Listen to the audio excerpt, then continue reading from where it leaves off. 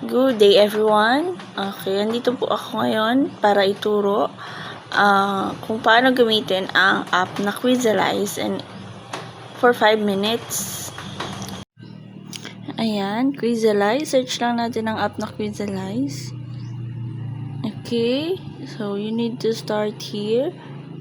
Yan, for teachers. Depende kung students ka or teachers. Okay, for me it's teachers.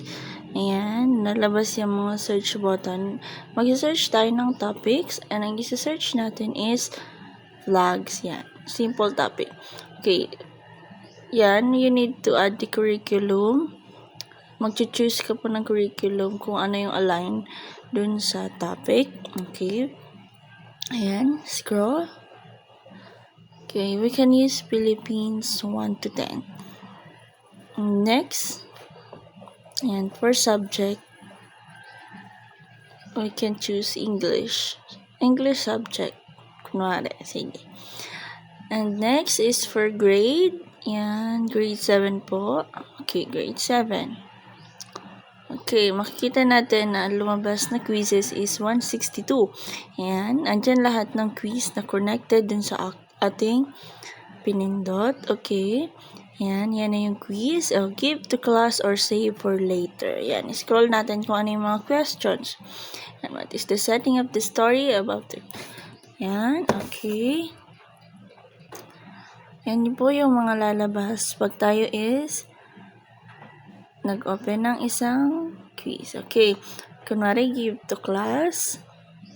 Yan, as a homework or as an exam or as a printed PDF. You can choose what you prepare. Okay. Next. Yan. After nyan, yan, scroll up. Kikita pa natin yung iba. Ayan. Ayan. Okay. So, lalabas ulit yung mga another questions na related dun sa inyong topic.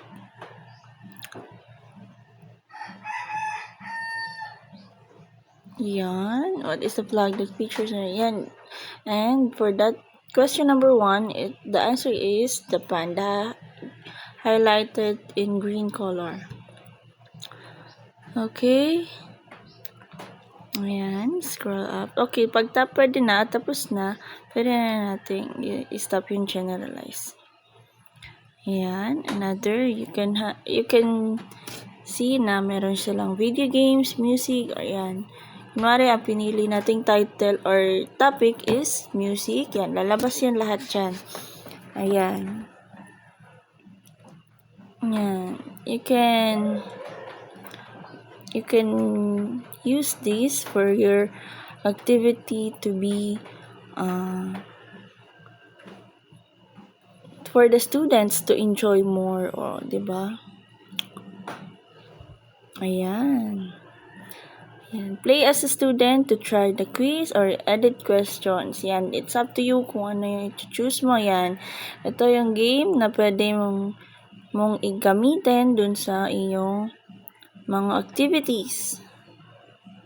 Ayan, ang dami nila. Hop solo. Try natin yung hop solo. Ayan, may easy, may tricky, may hard, may mga ganyan. Cruel, hindi hard. Okay, yan. Pag nakatama ka ng sagot, you can gain a points. Yan. What's your answer? Kunwari, yan, mali. Okay. Which two lines from a poem help reader understand the meaning of the voice? Yan. What is the answer? Okay, yan. And next, yan, madami pa siya. Yan, classic quiz lang.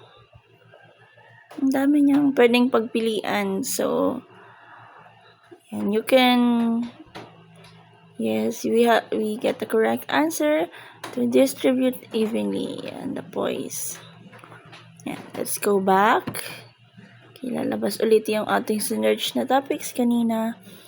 Ayan. Oh, we can also create our own class. Oh, yan. Make a smart quiz with AI help. Yan. It's also in partnership with ChatGPT. Activities, mastery, gradebook. Yan. Pwede natin siyang gamitin dyan. And that's it for the 5 minutes tutorial on how to use a Quizalize. And for that 5 minutes, thank you and hope you learned something.